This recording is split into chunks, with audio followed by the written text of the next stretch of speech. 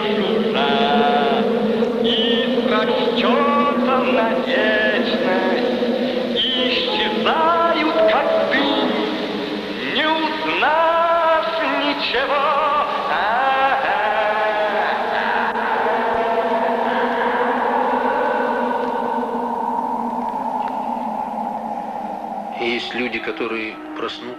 There are people who wake up and spend 3 hours recounting their dream in detail. I can't do this. I forget it all. But some images remain and grow and build up constantly, as sometimes there are some tremors no one has noticed, but they develop gradually into a large earthquake.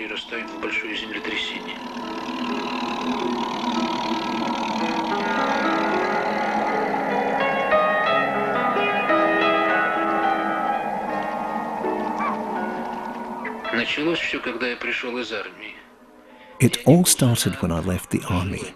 I wasn't married and was living alone and attending evening classes in a sculpture studio. We sculpted nude women, we sculpted portraits. Then I got fed up with reproducing what I saw. I preferred to fantasize, to invent forms, images, and then give out what was born in my head.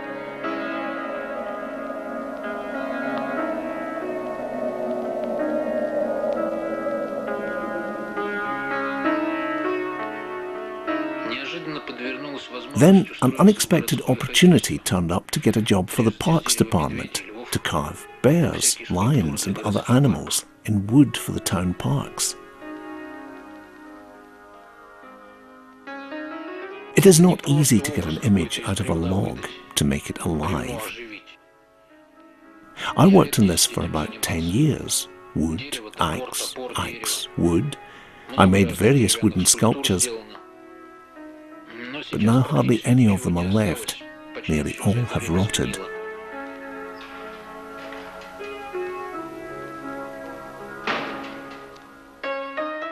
One day I became interested in moving sculptures, kinemats. I still keep the first kinemat I made. It's the organ grinder. When I fixed up the motor and it suddenly started moving its hand, I jumped back about 3 meters and watched it. It was moving by itself. It is impossible to put this feeling into words. I made a lot of other things. Various people came to see me, saw what I was doing, told others, and they started coming.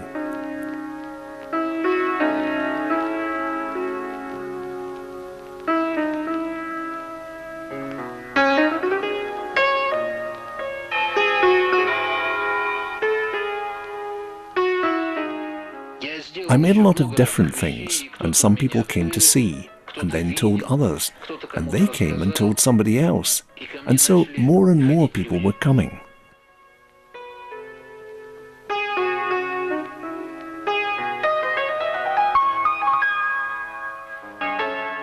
The first exhibition I participated in was arranged in the apartment of the blessed man, poet Konstantin Kuzminsky. He was always lying under the skin of a beast and always drinking. Here he warned me, invited me to exhibit, and then he left for America. Once somebody brought this woman, Tatiana Jakovskaya, to my place. She looked at my works and got an idea how to take them outside of my room. She rented the premises from the district council, equipped the hall, and so Sharmanka Kinetic Theatre was born.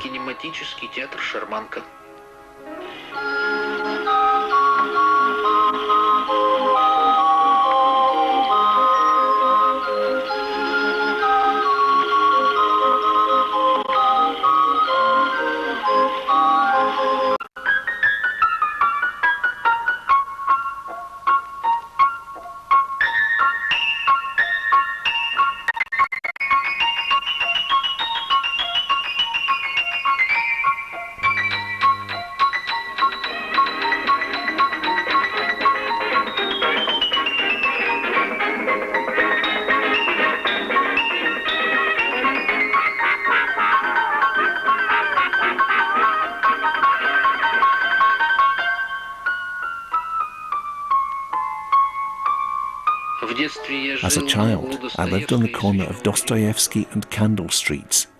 There, beggars used to go from house to house with accordions. And as soon as they started playing, gradually all windows would be opened up. People watched, listened, and then wrapped small coins, as much as they could, in bits of paper and threw them down. And the children who accompanied the beggars would look for them. Everyone would point and shout, "There's some over there!" It was the time of the post-war collapse. Everybody struggled to survive. For some reason, I remember a man in a hat. He had a box, and on it was a guinea pig, and in front of the guinea pig was another small box. The man would take money from passers-by and tell the guinea pig, "Come on, Mashka, look for it." It would bend its head and take out a piece of paper from the box, and the fate awaiting the person was written on it. This man stood by the Yamsky Turkish baths where I used to go, as if with Dostoevsky. First Fyodor Mikhailovich, and then me, 100 years on. When I was 7 years old, we would peek at the women bathing. That was, of course, a sight, nude, sweating women. Seeing that we were watching them, they would throw hot water at us, and we would run away. We had these skates, snegurki. We would tie them onto our felt boots and ride down the street on the snow, or attach ourselves to a moving car with a special hook. There was a boy in my class in first year in the school with freckles all over his face. A tram ran over him.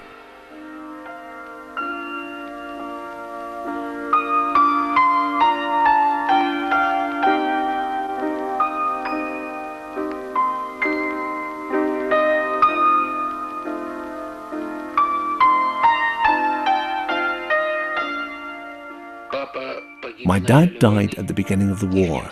The Germans encircled them in the Baltic Sea. Just a couple of photographs, that's all I have left of my father. My mother is 85 already, and she does not want to live longer. She says, "It's time for me, it's time." And I answer, "It's not for you to decide. It's all given from above." She has been talking like this for the last 10 years.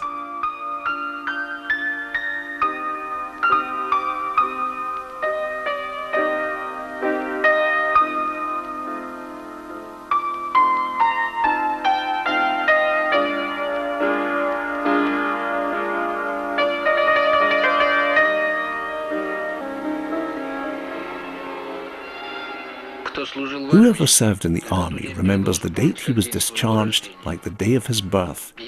I served in the Vorkuta region. It is inexpressible. It's a tundra region. 12 months of winter and the rest is summer. Many of our people died there. There were a lot of accidents, but I survived, and now I'm making God knows what.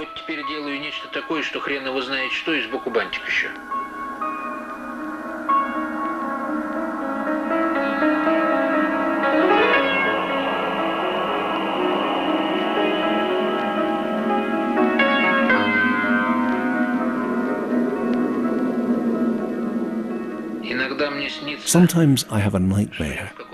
I'm in some sort of ghetto, or maybe prison camp, or in a torture chamber, and tomorrow I will be tortured and executed, or hunted in a huge ditch and shot with machine guns. But it is a night dream.